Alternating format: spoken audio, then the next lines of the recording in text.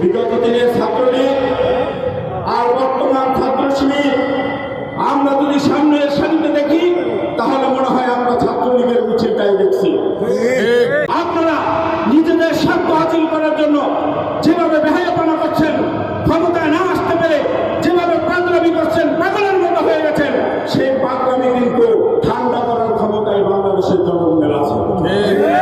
নির্বাচন পরবর্তী এই সুন্দর পরিবেশকে নষ্ট করার জন্য একটি সংগঠন এবং তার ছাত্র সংগঠন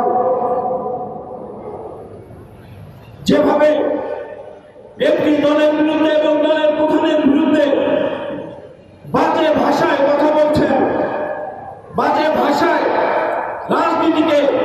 রাজনীতির পরিস্থিতিকে গরম করার জন্য যেভাবে তারা বাজে ভাষায় প্রধানমন্ত্রীর সম্বন্ধে বক্তব্য দিচ্ছেন, আমরা সেটা ধিক্কার জানাই। বন্ধুরা আমার, ছাত্র শিবির ছাত্র দলকে বিভিন্নভাবে হেয় প্রতিপন্ন করার জন্য, প্রধানমন্ত্রীকে হেয় প্রতিপন্ন করার জন্য বাজেভাবে বক্তব্য দেন। কিন্তু বিগত দিনের ছাত্রলীগ আর বর্তমান ছাত্র শিবির আমরা যদি সামনের সারিতে দেখি তাহলে মনে হয় আমরা ছাত্রলীগের মিছিলটাই দেখছি। আজকে ডাকসুর বিবি বড় বড় কথা বলছেন। আমরা 17 বছর রাজপথে ছিলাম, গুম হয়েছিলাম, এদেশের মানুষের জন্য জীবন বাজি রেখেছি। আমরা কিন্তু দেশকে ভালোবাসি, এই গণতন্ত্র স্বাধীনতা রক্ষার জন্য এখনো রাজপথে জীবন দিতে প্রস্তুত।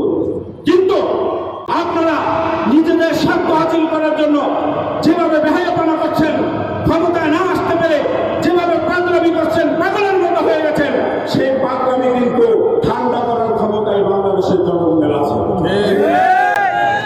আমরা বলছি কোন রকম রাজপথ গরম করার চেষ্টা করবেন না, তাহলে কিন্তু আমরা সেই শিক্ষা দিয়ে দেব কিভাবে রাজপথে জবাব দিতে হয়, সেই শিক্ষা কিন্তু আমরা নিয়েছি বন্ধুরা।